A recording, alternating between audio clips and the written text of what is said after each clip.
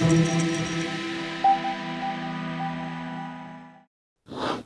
Sobat Pintar, selamat datang di fitur AP Live. Kembali lagi nih bertemu bersama saya Kak Ambar yang akan menjadi tentor geografi kalian. Bagaimana nih persiapan ujian nasional geografi? Sudah siap belum? Nah, di video kali ini kita akan membahas materi kependudukan. Silakan disiapkan dulu ya alat tulisnya. Tapi sebelumnya jangan lupa ya Sobat Pintar, like, komen, dan subscribe channel YouTube Aku Pintar. Belajar pintar bersama Aku Pintar. Nah, buat Sobat SMA nih, yang sebentar lagi akan menghadapi ujian nasional geografi. Bagaimana persiapannya? Sudah siap belum? Yuk uji kepintaran kalian dengan mengerjakan soal berikut ini dalam waktu 30 detik dimulai dari sekarang. Perhitungan penduduk di suatu tempat berdasarkan penduduk yang ada pada saat dilakukan perhitungan tanpa memperhatikan apakah semua penduduk yang dihitung itu beralamat di tempat perhitungan atau tidak. Perhitungan semacam itu disebut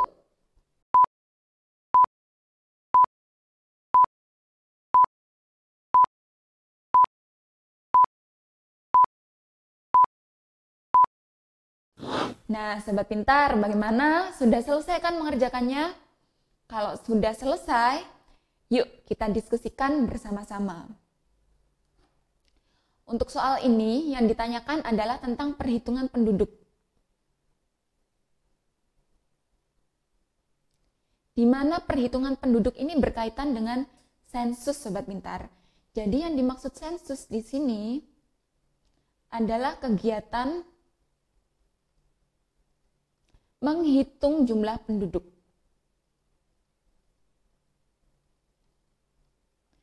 Pada suatu negara.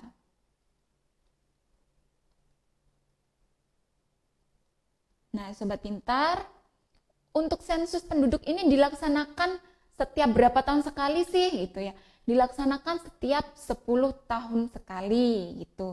Lalu sensus penduduk ini dibagi menjadi dua nih Sobat Pintar. Untuk yang pertama adalah sensus de facto. Apa yang dimaksud dengan sensus de facto gitu ya? Sensus de facto ini merupakan menghitung jumlah penduduk pada suatu wilayah di mana jumlah penduduk ini menurut tempat tinggal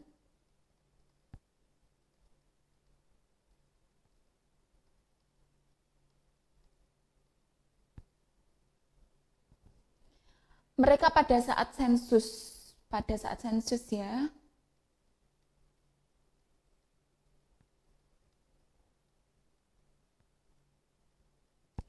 Walaupun kemungkinan saja suatu penduduk itu bukan penduduk asli yang bertempat tinggal pada wilayah tersebut. Misalnya saja seperti anak yang merantau ke suatu kota, di sana mereka ngekos. Nah, itu bisa saja masuk ke dalam sensus de facto gitu ya Sobat Pintar. Lalu berikutnya untuk sensus yang kedua.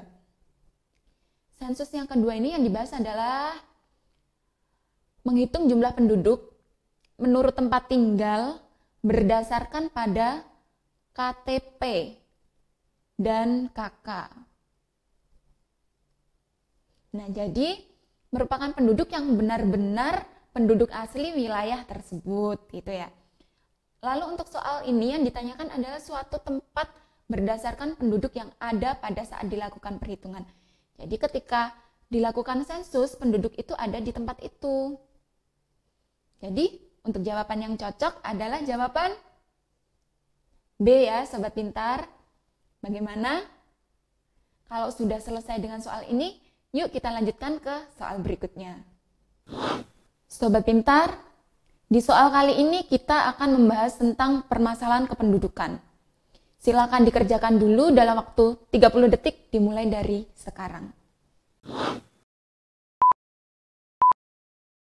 Pernyataan. Yang pertama, angka kelahiran tinggi. Yang kedua, angka kematian rendah. Yang ketiga, kualitas kesehatan rendah. Yang keempat, tingkat pendidikan tinggi. Yang kelima, pendapatan per kapita rendah. Permasalahan kependudukan di negara berkembang terdapat pada angka.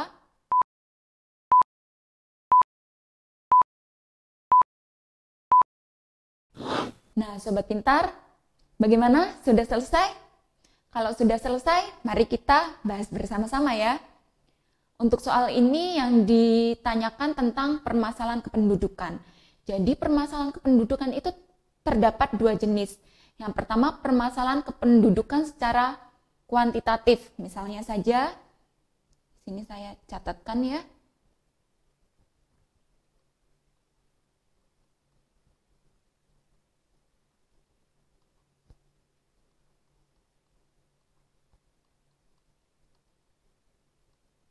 Yang pertama adalah jumlah penduduk yang besar. Biasanya di daerah berkembang itu jumlah penduduknya besar, Sobat Pintar, pada usia muda. Untuk yang kedua, pertumbuhan penduduk sangat cepat.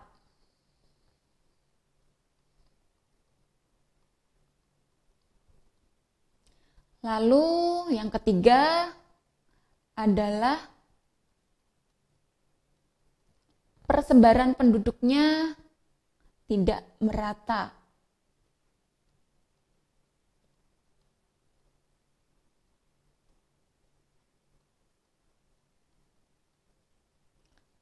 Lalu untuk yang permasalahan kedua adalah permasalahan kualitatif.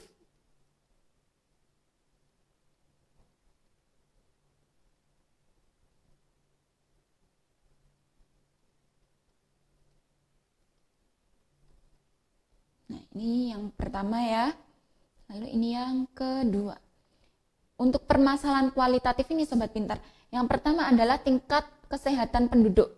Kalau untuk daerah berkembang, tingkat kesehatan penduduknya masih rendah.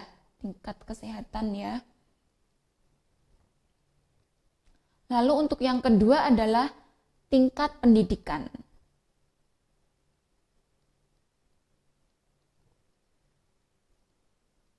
Jadi untuk di daerah berkembang itu tingkat pendidikannya juga masih rendah nih Sobat Pintar. Lalu berikutnya adalah tingkat kemakmuran. Kesejahteraan untuk daerah yang berpenduduk di negara berkembang itu masih tergolong rendah juga.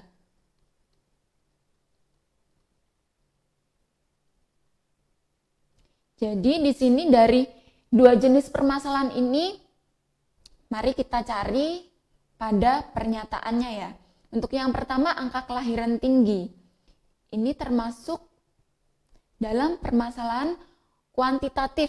Dengan pertumbuhan yang sangat cepat, maka angka kelahirannya tinggi. Jadi ini termasuk permasalahan penduduk di daerah berkembang nih Sobat Pintar. Lalu untuk pernyataan kedua, angka kematian rendah. Ini kurang tepat ya.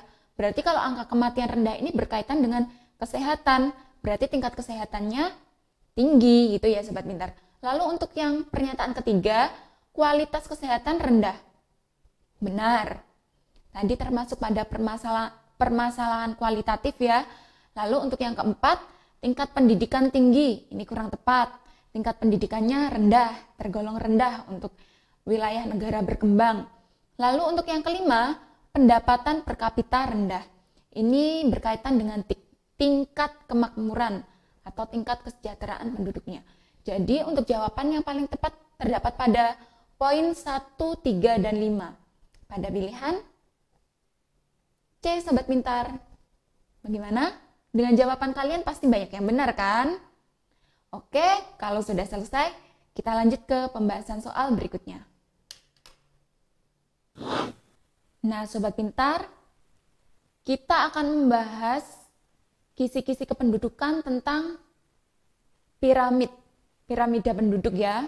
Silakan dikerjakan dulu dalam waktu 30 detik dimulai dari sekarang. Arti piramida penduduk seperti pada gambar adalah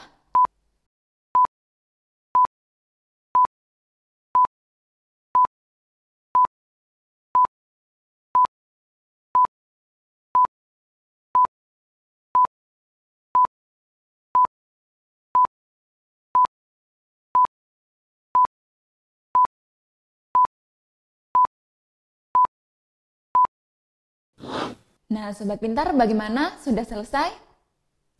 Kalau sudah selesai, mari kita diskusikan bersama-sama ya. Untuk pada soal ini, gambar dari piramida penduduk ini adalah piramida berbentuk kerucut atau biasa juga disebut dengan piramida ekspansif. Biasanya dicirikan dengan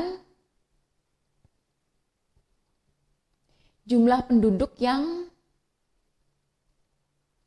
usia mudanya banyak.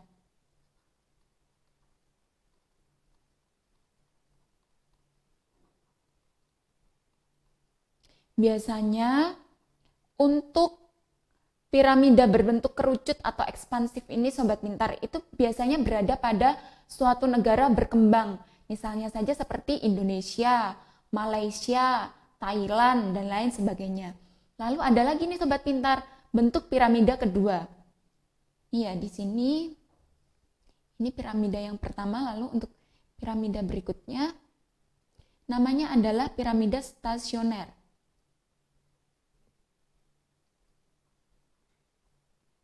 Atau granat, biasa disebut juga granat.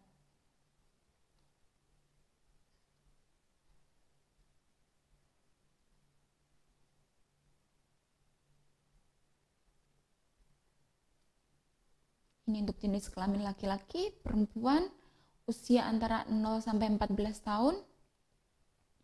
Usia produktif berarti berusia 15 sampai 64 tahun.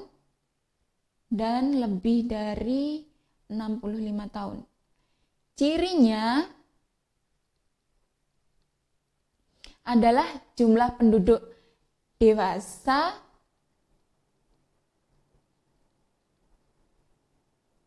muda maupun tua tetap. Jadi seimbang gitu Sobat Pintar. Ini biasanya contohnya berada pada negara Amerika Serikat, Belanda, Inggris, dan lain sebagainya. Lalu ada lagi nih untuk piramida bentuk yang ketiga. Saya gambarkan di sini ya. Namanya adalah konstruktif.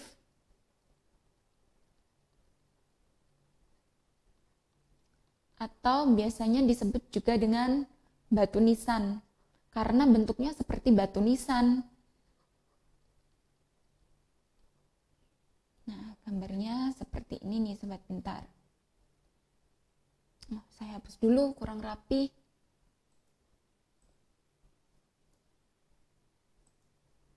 Oke. Jadi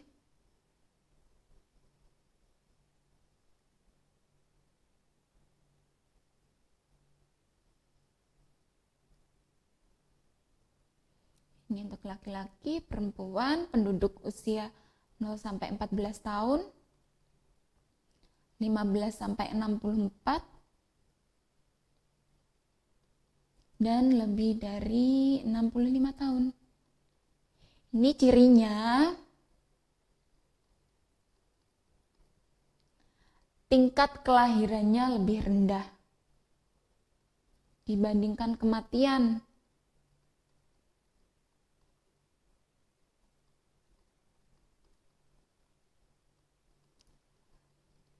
Nah, contohnya nih Sobat Pintar, ini berada pada negara Swedia, terus negara Jerman, lalu negara Belgia. Lalu tadi untuk soal yang kita bahas dengan piramida kerucut atau ekspansif, ini cirinya seperti apa gitu ya. Untuk pilihan yang A, kelahiran dan kematian tinggi. Kurang tepat ya Sobat Pintar. Kalau kelahiran dan kematian tinggi, kelahirannya benar tinggi, tapi kematiannya kan tidak tinggi juga, ini kurang tepat. Lalu kesejahteraan dan kepadatan penduduk. Ini kurang lengkap juga untuk pilihan yang B.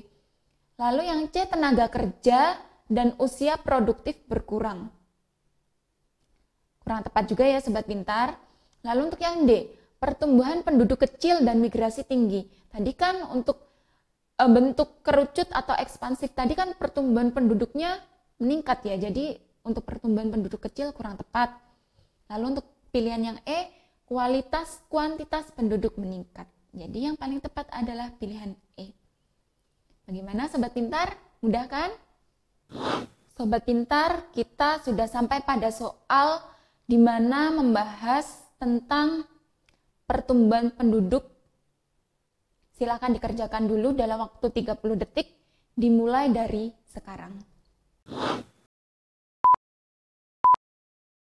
Pada tahun 2005, Kota A memiliki jumlah penduduk 250.000 jiwa.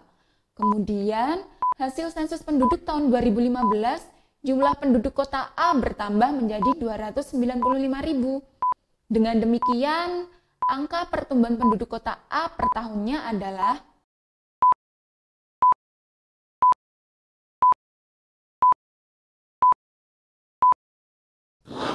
Nah, Sobat Pintar, bagaimana? Sudah selesai? Kalau sudah selesai, yuk kita bahas bersama-sama. Untuk soal pertumbuhan penduduk ini, kita menggunakan rumus geometri, di mana diasumsikan bahwa laju pertumbuhan penduduk setiap tahunnya adalah sama.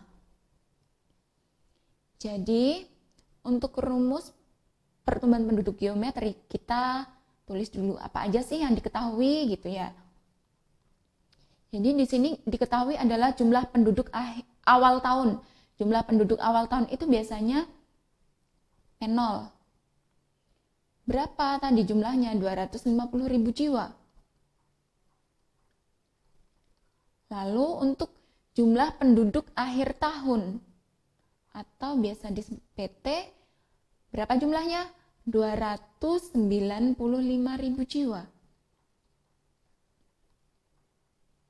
Nah, berikutnya yang diketahui adalah T atau waktu. Waktunya tadi dari 2015 dikurangi 2005 ya. Sama dengan 10 tahun. Nah, yang ditanyakan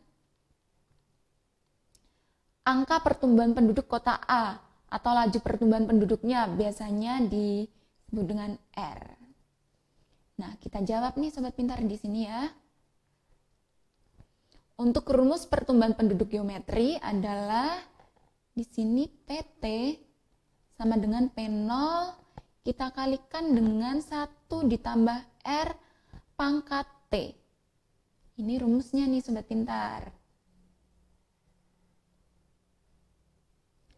Karena yang dicari adalah R, maka rumusnya berubah jadi ini. R ya. R sama dengan PT per P0 kita kalikan 1 per T dikurangi 1. Nah, seperti itu Sobat Pintar. Lalu kita masukkan saja yang diketahui tadi. PT-nya berapa? 295.000. Dibagi dengan P0 250.000. 1 per T-nya 10 dikurangi 1. Hasil dari 295.000 dibagi 250.000 adalah 1,18. 1 per 10 ini berarti 0,1 min 1. Nah, 1,18 pangkat 0,1 hasilnya adalah 1,0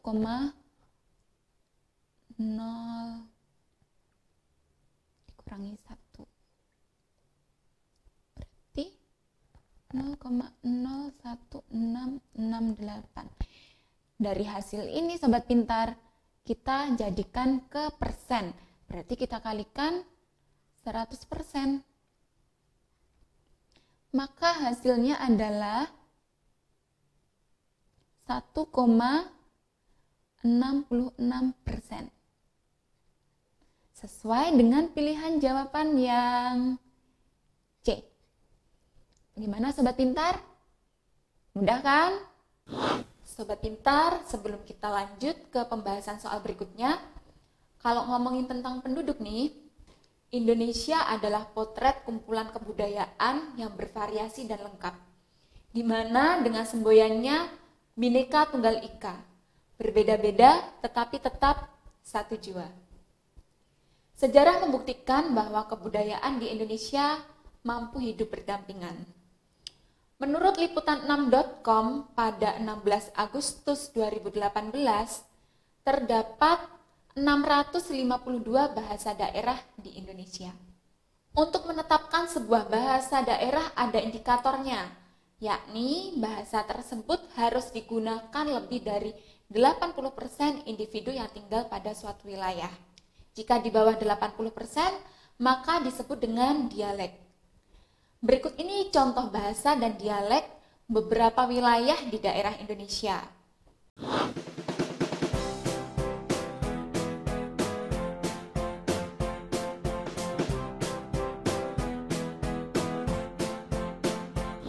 Numpang cie, kenalan, nama ambo Dwi.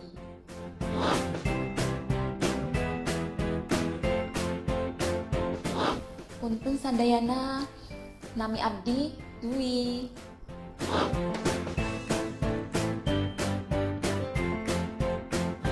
Nuwun sewu, tepangaken nami kula Dwi.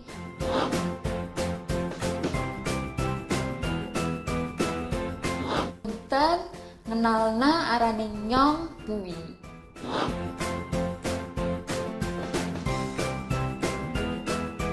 Tabe meloka mepasengeng aleku aseku Dwi.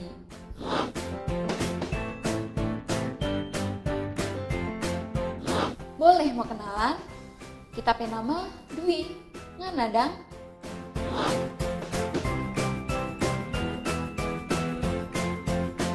Permisi, saku nama Dwi. Nah, Sobat Pintar, itu tadi beberapa contoh bahasa daerah dan dialek ragam Indonesia yang berarti dalam bahasa Indonesia adalah permisi, perkenalkan nama saya Dwi. Terjadi beragam bahasa, satu Indonesia. Sobat Pintar, di soal ini kita akan membahas tentang faktor pendorong dan faktor penarik urbanisasi. Silakan dikerjakan dulu dalam waktu 30 detik. Dimulai dari sekarang. Faktor pendorong seseorang melakukan urbanisasi adalah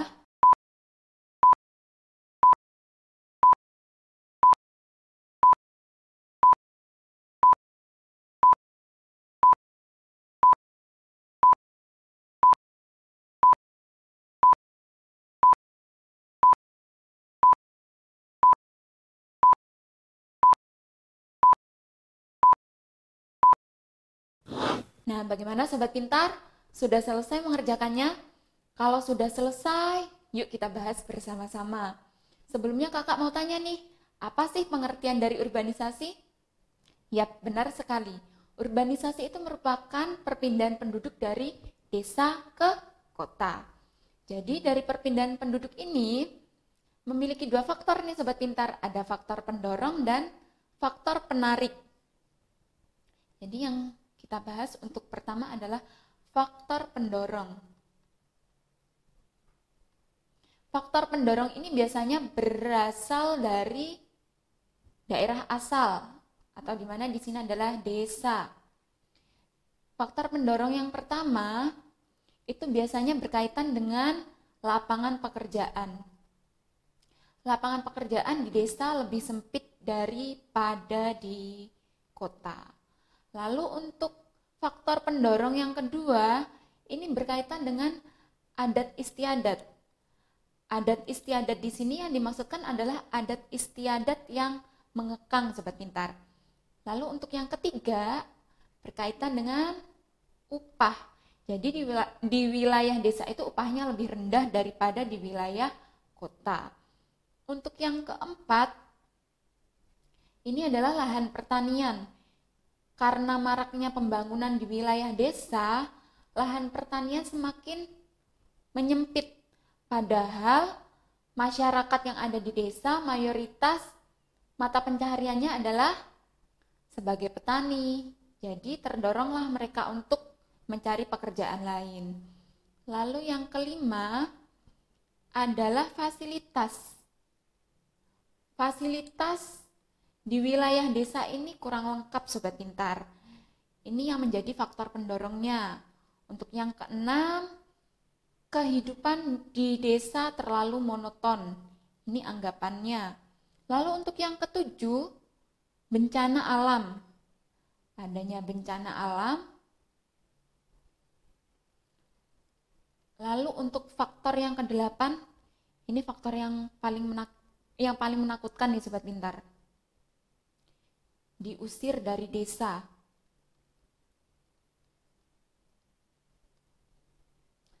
Nah, setelah kita mengetahui faktor pendorong, berikutnya di sini yang kita bahas adalah faktor penariknya.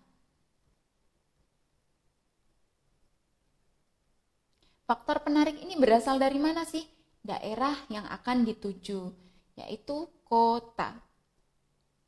Untuk faktor penarik yang pertama adalah upah, di mana upah kerja di wilayah kota itu lebih tinggi. Lalu untuk yang kedua, lapangan pekerjaan. Jadi lapangan pekerjaan di wilayah kota itu lebih bervariasi daripada di desa nih Sobat Pintar. Untuk yang ketiga adalah fasilitas. Fasilitas di kota ini maupun pelayanannya lebih lengkap gitu ya.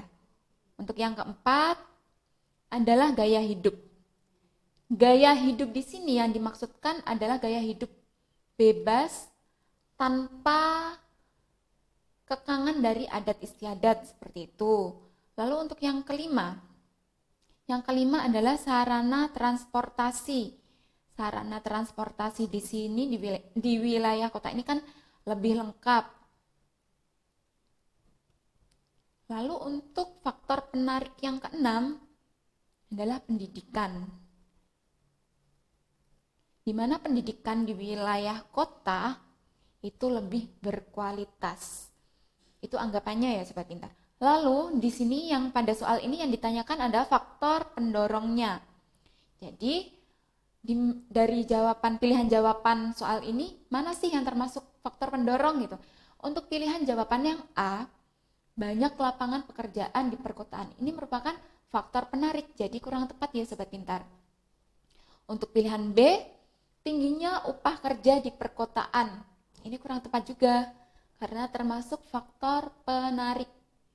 Pilihan C, ingin melanjutkan jenjang pendidikan, di mana keinginan ini berasal dari dorongan diri sendiri. Berarti ini termasuk ke dalam faktor pendorong. Jawabannya C ya Sobat Pintar. Tapi kita lihat dulu untuk pilihan yang D sama E. Yang D, fasilitas kesehatan di kota memadai. Ini faktor penarik. Dan yang E, di kota banyak tempat hiburan. Itu juga faktor penarik. Nah, bagaimana Sobat Pintar? Cukup mudah kan? Nah, Sobat Pintar, kita sudah sampai pada soal di mana pada soal ini disediakan suatu jumlah penduduk yang terjadi double timing atau 2 kali lipat jumlah penduduknya.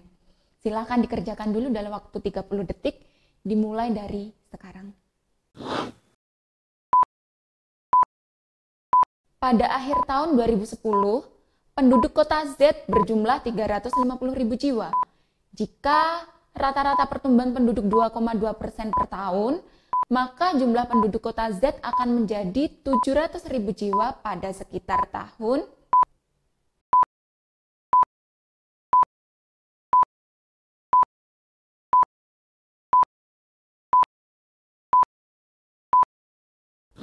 Nah, Sobat Pintar, bagaimana? Sudah selesai? Yuk kita diskusikan bersama-sama. Jadi double timing itu merupakan jumlah penduduk di mana terjadi 2 kali lipat dari jumlah di awal. Jadi untuk soal ini kita tulis dahulu apa aja yang diketahui ya.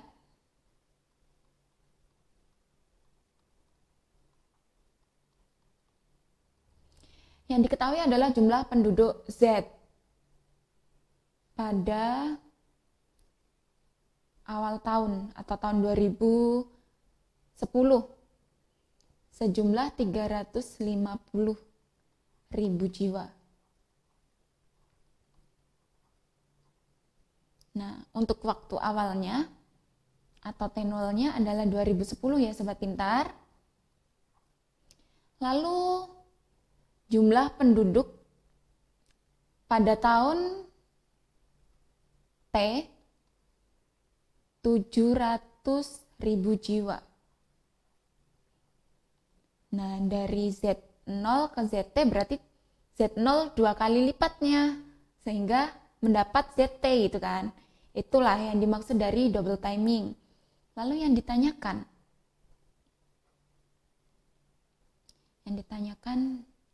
double timing. Jawab. Nah, untuk mencari double timing nih Sobat Pintar, rumusnya adalah DT sama dengan 70 per R.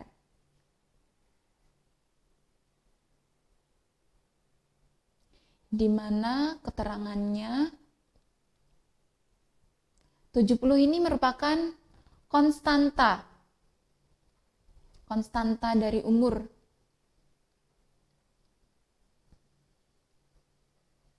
Lalu untuk R-nya adalah rasio pertumbuhan penduduk.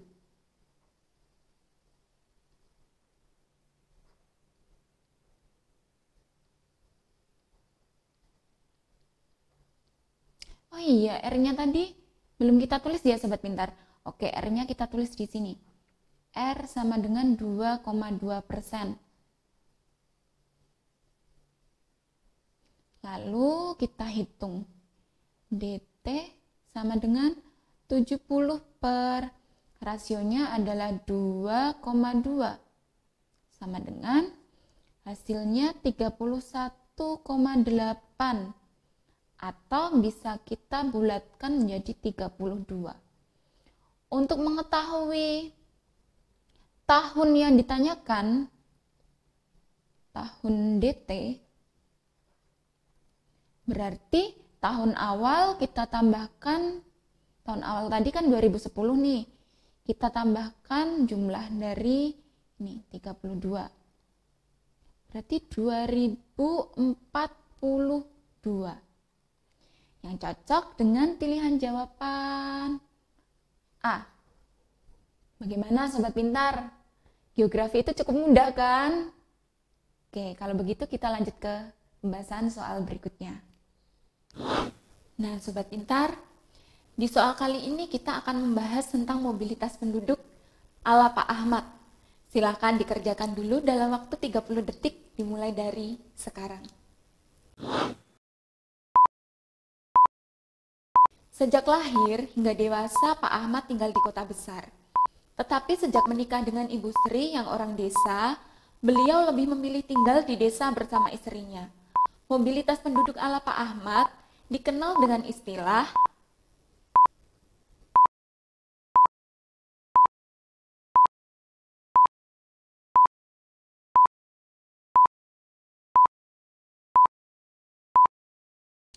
Nah, Sobat Pintar, bagaimana? Sudah selesai kan mengerjakannya? Yuk kita diskusikan bersama-sama ya.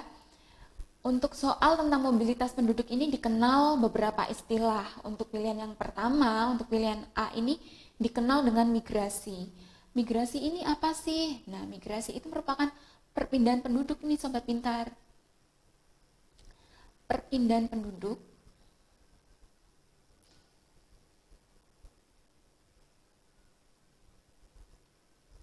dari suatu tempat ke tempat lain.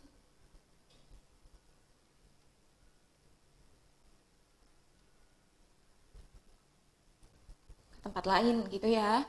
Lalu untuk yang pilihan B, remigrasi. Re ini berasal dari kata kembali. Jadi kembalinya imigran atau penduduk yang berpindah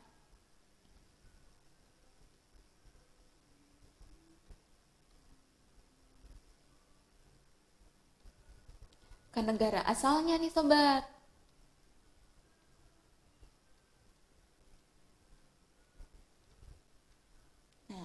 Untuk pilihan yang C, ini ruralisasi.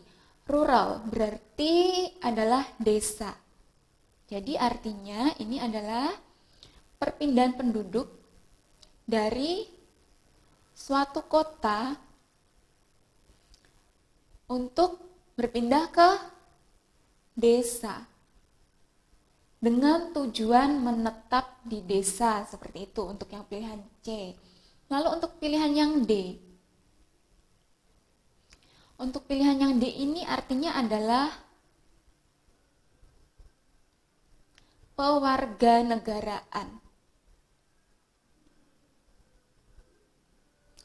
atau biasa dikenal dengan perubahan status penduduk dari warga asing menjadi warga negara suatu negara, gitu ya.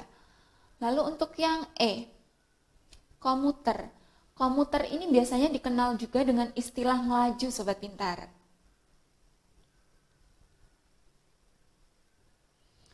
Atau biasa juga disebut dengan ulang-alik gitu ya.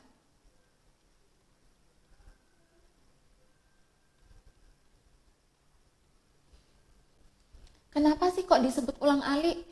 Karena komuter atau ngelaju ini biasanya itu berpindahnya secara rutin nih sobat pintar. Selama 24 jam ya, waktunya sesingkat itu. Jadi cuman nggak sampai sehari. Biasanya ini orang yang dari suatu daerah hinterland itu bekerja di wilayah kota.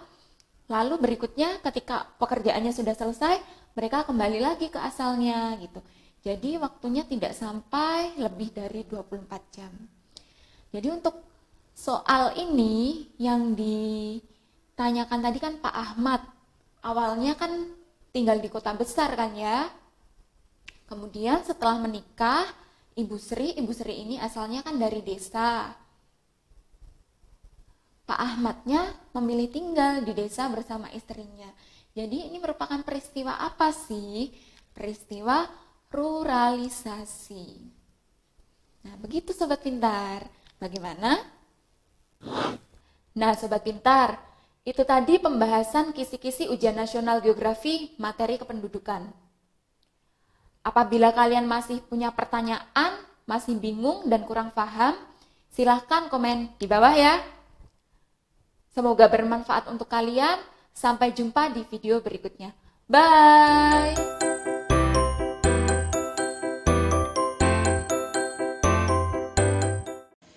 Belajar pintar bersama Aku Pintar. Download sekarang